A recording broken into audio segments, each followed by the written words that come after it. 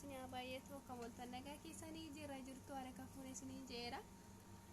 inna ayyaandi kun kan milkii kan nagaa kan badhaadhina maqaa Yesuusin isiniif haa ta'u isiniin jedha baga geessanii baga walumaan geenye kunoo guyyaan irra nuuf immoo ana firiyaa koof kana fakkaata waaqayyoof haa galatu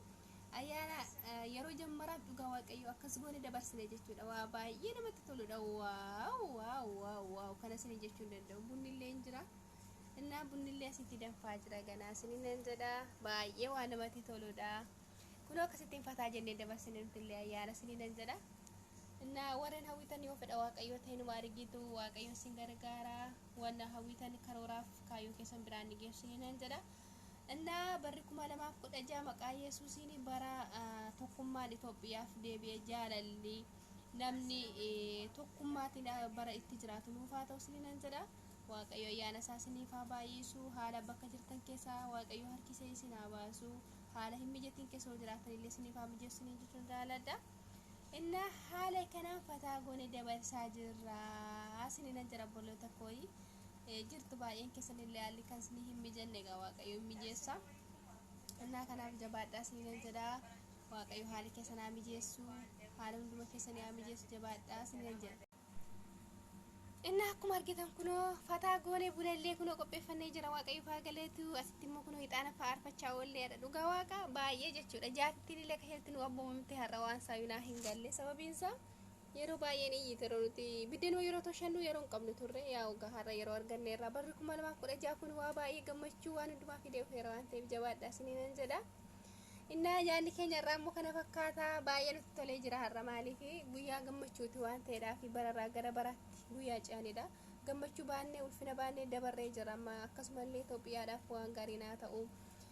gidirfamuun hafee barri rakkinaa barri boo'ichaa hafee waaqayyo bara gammachuu fi bara eebbaa bara milkaa'inaa nuuf haa fidu isiniin jedha obboloota kooyi naa waan akkasiiti jabaadhaa gooftaan ayyaana isaa isiniif haa baay'isu piliis iteenuudhaa fi warreen haaraa taatanii sabskraayib gochuu hin dagatina yoo isinii danda'amillee sheerinaa gochuu koomentii haa isinitti mijate naa barreessuu hin dagatina isiniin jedha baay'een isin jaalladha ayyaanni faraarri waaqayyoo haala bakka mana safara golee jirtan hundaaf isiniidhaaf haa baay'atu inna hiriyaan kun jirti na bira isheen jechuun hin barbaaddu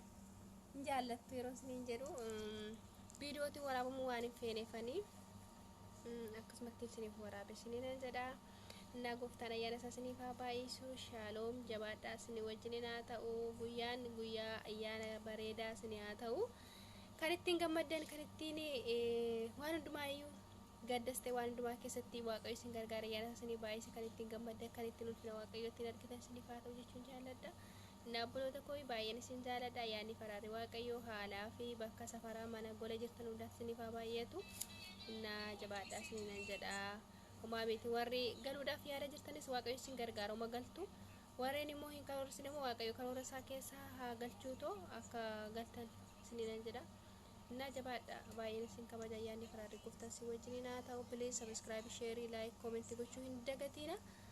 inna jabaadha isiniin jedha ayyaanni ayyaana gaarii kan kabajaa kan eebbaa kan ulfinaa kan mul'ata gaarii fi dibata gaarii isiniif haa ta'u inna barri kun bara eebbaa bara ittiin waan isiniif kakatame kan kun keessa isiniif raawwatu barri kun bara beqa waan baay'ee yeroo baay'eetti eegdanii yeroo darbe eegdanii abdanii ammoo kan ittiin harkaan qabattanii waaqayyoon galateeffatan isiniif haa ta'u